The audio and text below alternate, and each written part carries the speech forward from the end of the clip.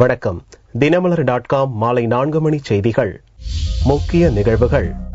Bike race நடத்தியவர்கள் மீது துப்பாக்கிச் சூடு, வாலிபர் இறந்ததால் டெல்லியில் பரபரப்பு. என்ஜினியரிங் படிப்பிற்கான துணை கவுன்சிலிங், +2 மறுதேர்வு எழுதிய மாணவர்கள் பங்கேற்பு. ஈரான் சிறையில் உள்ள 16 தமிழக மீனவர்களை மீட்க இந்திய தூதரகம் முயற்சிக்கவில்லை, பிரதமருக்கு எழுதிய கடிதத்தில் ஜெயலலிதா குற்றச்சாட்டு. விரிவான செய்திகள்.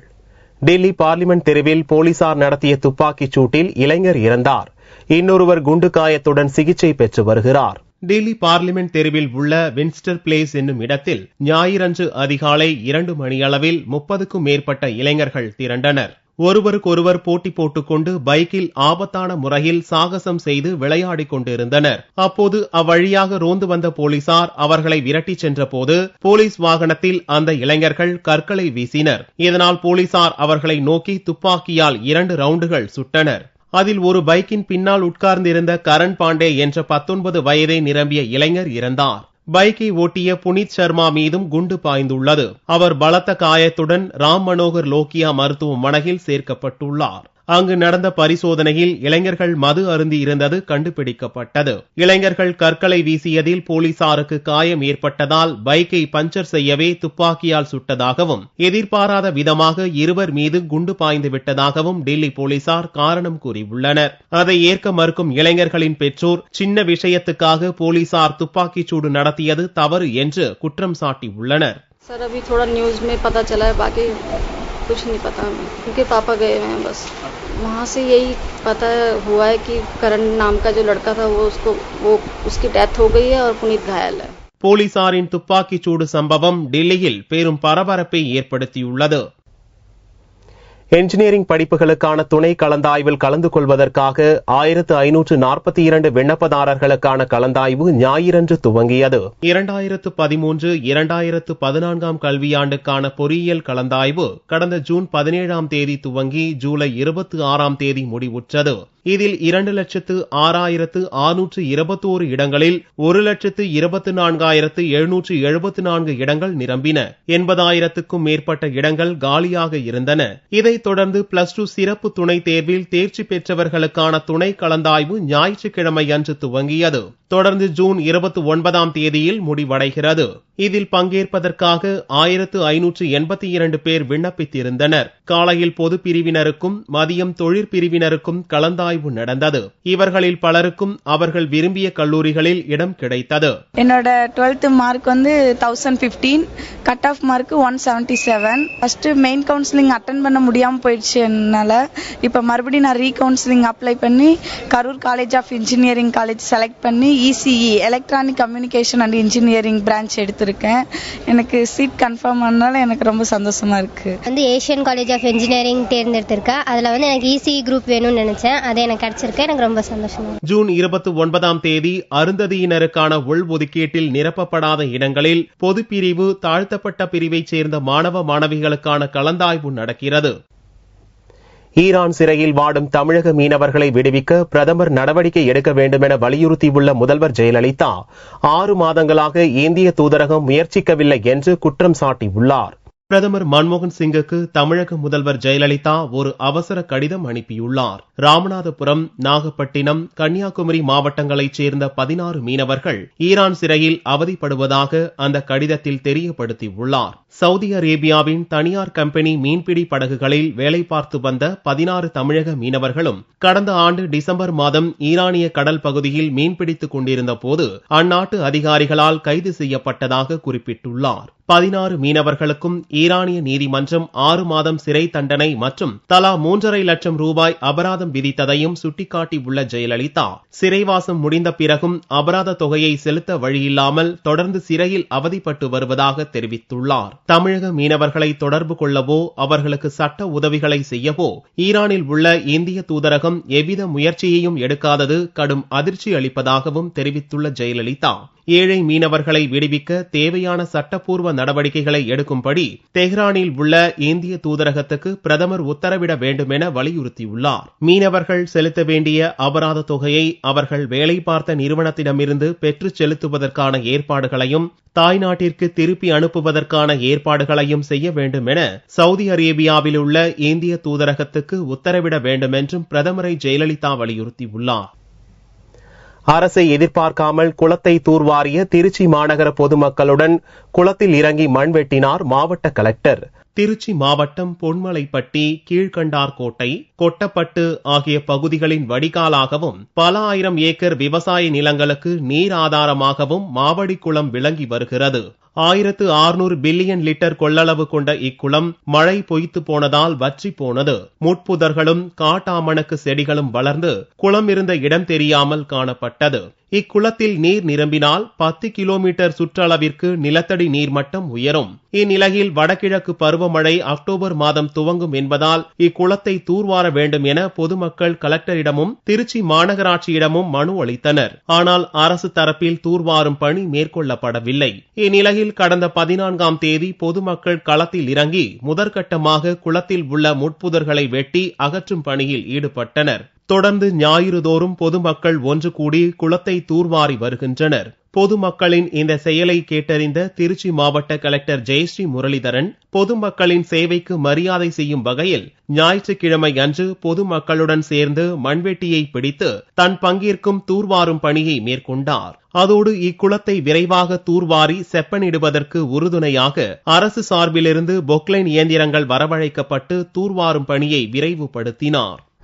சமூக நோக்குடன் இளைஞர்கள், முக்கியமா கல்லூரி படிக்கக்கூடிய இளைஞர்கள், NSS வாலண்டியர்ஸ் எல்லாருமே இதுக்கு முன் இந்த மாவடி குளத்தை நாங்கள் தூர்வாருகிறோம் என்று சொல்லும் பொழுது இதெல்லாம் பார்க்கும்போது எங்களுக்கே ஒரு உற்சாகம் வந்தது. மாவட்ட நிர்வாகத்தில் நம்மளும் இறங்கி நம்மால் இதுக்கு நம்மளும் சேர்ந்து செய்யணும் அப்படின்னு சொல்லி நாங்கள் எல்லாருமே இன்னைக்கு வந்திருக்கிறோம். இது ரொம்ப பெரிய குளம், 147 ஏக்கர் இருக்கு. இந்த குளத்தை தூர்வாரணும்னா எத்தனை மனிதர்களாக இருந்தாலும் நிறைய நாள் பிடிக்கும். நம்ம ரிசல்ட் உடனடியா பார்க்கணும் அப்படின்னு சொல்லும்போது எங்களுடைய மிஷனரி எல்லாத்தையும் இப்ப நம்ம இறக்கி விட்டுருக்கோம். அரசை எதிர்பார்க்காமல் பொதுமக்கள் ஒன்று கூடி குளத்தை தூர்வாரியதால் அரசாங்கமும் பொதுமக்களுக்கு சேவை செய்ய தானாகவே தேடி வருகிறது. 8 வயது நிரம்பிய மகளை பூரிக்கட்டையால் அடித்துக் கொன்ற தந்தையும் பாட்டியும் கைது செய்யப்பட்டுள்ளனர். பெங்களூரைச் சேர்ந்த சத்யநாராயணா சிங்கின் மகள் நேஹா 2ஆம் வகுப்பு படித்து வந்த நேஹாவின் தாய் தற்கொலை செய்து கொண்டதை தொடர்ந்து சத்யநாராயணா 2ஆம் திருமணம் செய்து கொண்டார். சித்தி மற்றும் தந்தை வழி பாட்டியின் கொடுமை தாங்காத நேஹா தாய் வழி பாட்டி வீட்டில் கொண்டு போய் விடும்படி தந்தை சத்யநாராயணாவிடம் கேட்டிருக்கிறாள். இதனால் ஆத்திரமடைந்த சத்யநாராயணா பூரிக்கட்டையால் சரமாரியாக அடித்து நேஹாவை கொலை செய்திருக்கிறார். அதோடு கொலையை மறைக்க தாய் மற்றும் மனைவியுடன் சேர்ந்து சத்யநாராயணா நாடகமாடியதும் அம்பலமானது. जो शुरू में पिता ने जो कारण दिया वो ये था कि बच्ची अपना स्कूल के लिए पेंसिल और रबर लेने के लिए 8 बजे के आसपास बाजार से गई थी.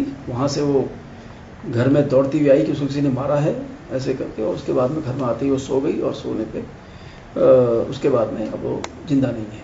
போலீஸ் தீவிர விசாரணையில் மகளை கொலை செய்ததை ஒப்புக்கொண்டதை தொடர்ந்து சத்யநாராயணா, அவரது தாய் ஆகியோர் கைது செய்யப்பட்டனர். கொலையில் 2வது மனைவி தேஜஸ்வனியின் பங்கு குறித்து போலீசார் தீவிரமாக விசாரித்து வருகின்றனர்.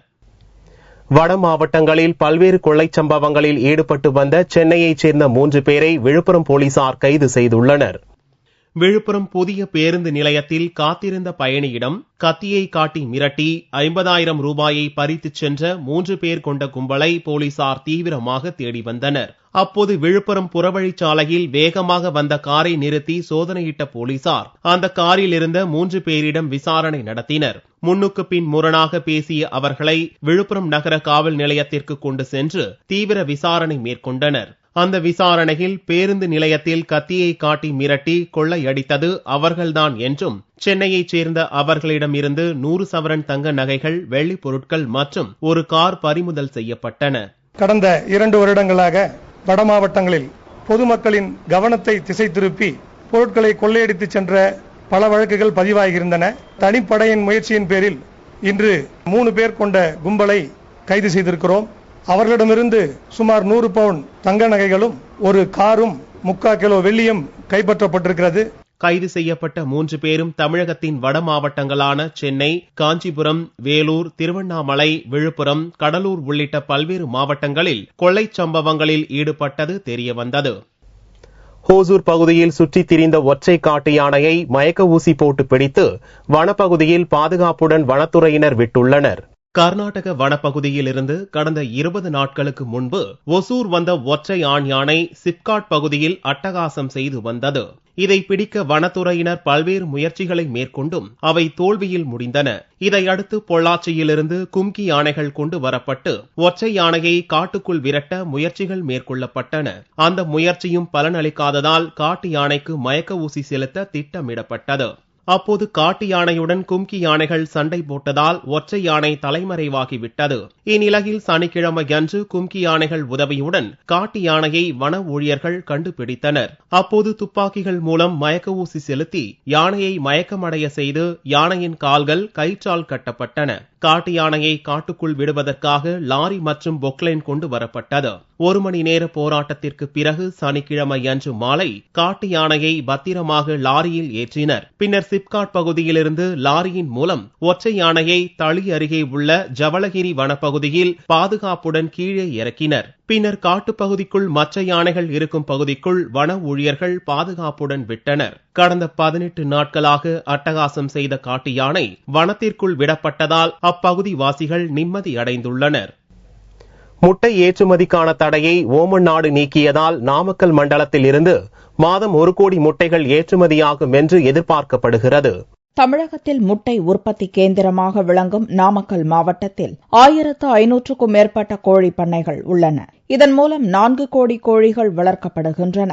இவற்றின் மூலம் தினமும் 3.5 கோடி முட்டைகள் உற்பத்தி செய்யப்படுகின்றன. மொத்த உற்பத்தியில் நாள் ஒன்றுக்கு 40% முட்டைகள் கேரளாவிற்கும், 25 லட்சம் முட்டைகள் பக்ரைன், ஓமன், ஆப்கானிஸ்தான் உள்ளிட்ட வெளிநாடுகளுக்கும் ஏற்றுமதி செய்யப்படுகின்றன. இந்நிலையில் கடந்த ஆண்டு பறவை காய்ச்சல் காரணமாக ஓமன் நாடு இந்திய முட்டைக்கு தடை விதித்தது. தற்போது இந்த தடையை ஓமன் நாடு நீக்கியதால் வரும் நாட்களில் மாதம் ஒன்றிற்கு 1 கோடி முட்டைகள் ஓமன் நாட்டிற்கு ஏற்றுமதி செய்யப்படும் என தெரிவித்த முட்டை ஏற்றுமதியாளர்கள் இந்த ஏற்றுமதி காரணமாக முட்டை விலை உள்நாட்டில் உயரும் வாய்ப்புள்ளதாக தெரிவித்தனர். இந்தியாவில் எங்காவது ஏற்படுகின்ற பறவை காய்ச்சல் பீதியால் முட்டை ஏற்றுமதி மிக வெகுவாக பாதிக்கப்படுகிறது. 2013 அன்று பெட் ஃப்ளூ ஃப்ரீ அப்படின்னு அறிவிச்சிருக்காங்க. அதன் எதிரொலியாக ஓமன் நாட்டு அரசு இந்திய முட்டை இறக்குமதிக்கு அனுமதி அளித்துள்ளார்கள். நடப்பு மாதத்தில் சுமார் 1 கோடி முட்டைகள் ஓமன் நாட்டுக்கு முட்டை ஏற்றுமதி ஆகிக் கொண்டிருக்கிறது. வரும் காலங்களில் இதற்கான ஏற்றுமதி வாய்ப்பு மிக பிரகாசமாக உள்ளது. கிட்டத்தட்ட 5 கோடி முட்டைகள் அளவுக்கு ஏற்றுமதி ஆகக்கூடிய வாய்ப்பு உள்ளது. பல்வேறு நாடுகள் முட்டை ஏற்றுமதிக்கான தடையை நீக்கிய போதிலும் துபாய் நாடு மட்டும் இதுவரை தடையை நீக்கவில்லை என்றும் ஏற்றுமதியாளர்கள் தெரிவித்தனர். ராமநாதபுரம் அருகே 2 ஆண்டுகளாக பூட்டி கிடக்கும் ஆரம்ப துணை சுகாதார மருத்துவமனையை உடனே திறக்க வேண்டும் என்று நோயாளிகள் கோரிக்கை விடுத்துள்ளனர். ராமநாதபுரம் மாவட்டம் சூரங்கோட்டை ஊராட்சிக்கு உட்பட்ட மீனாட்சிபுரத்தில் கடந்த 2 ஆண்டுகளுக்கு முன்பு ஆரம்ப துணை சுகாதார மருத்துவமனை துவக்கப்பட்டது. இப்பகுதியில் உள்ள இடையார் வலசை, KK நகர், ஐயர் மடம், களத்தாவூர் உள்ளிட்ட 16 கிராமங்களைச் சேர்ந்த 10,000த்திற்கும் மேற்பட்டோர் இந்த மருத்துவமனையால் பயனடைந்து வந்தனர்.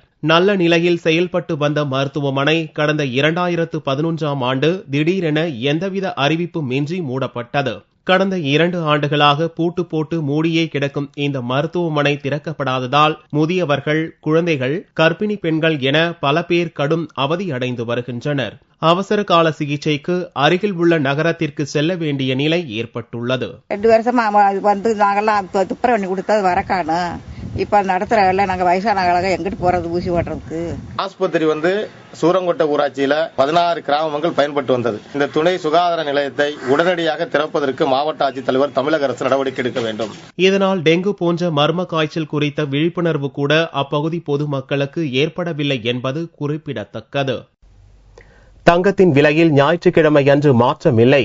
1 சவரன் தங்கம் 21,008 ரூபாய்க்கு விற்பனையானது. 1 கிராம் ஆபரண தங்கம் 2,626 ரூபாயாக இருந்தது. வெள்ளி 1 கிராம் 43 ரூபாய் 90 காசுகளுக்கு விற்பனையானது.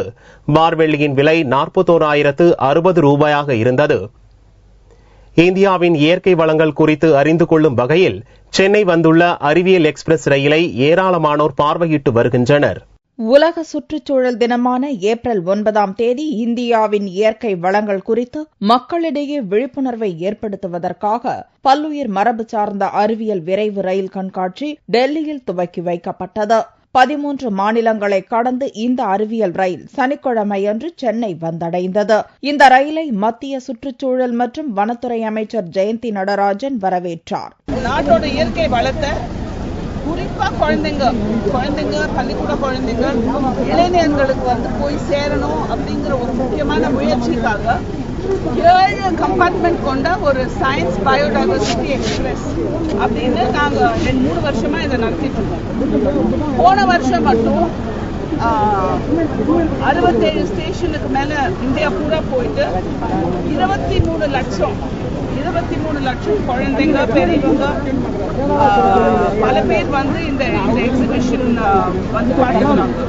தமிழகத்தில் சென்னையில் சனிக்கிழமை முதல் ஜூலை 30 வரை நிற்கும் ரயில் பின்னர் கடலூர், திருச்சி, கோவை, மதுரை என சென்று மேலும் சில மாநிலங்களை கடந்து வரும் அக்டோபர் 30 இந்த அறிவியல் ரயில் குஜராத் சென்றடையும். மீண்டும் செய்திகள் இந்திய நேரப்படி இரவு 8 மணிக்கு. வணக்கம்.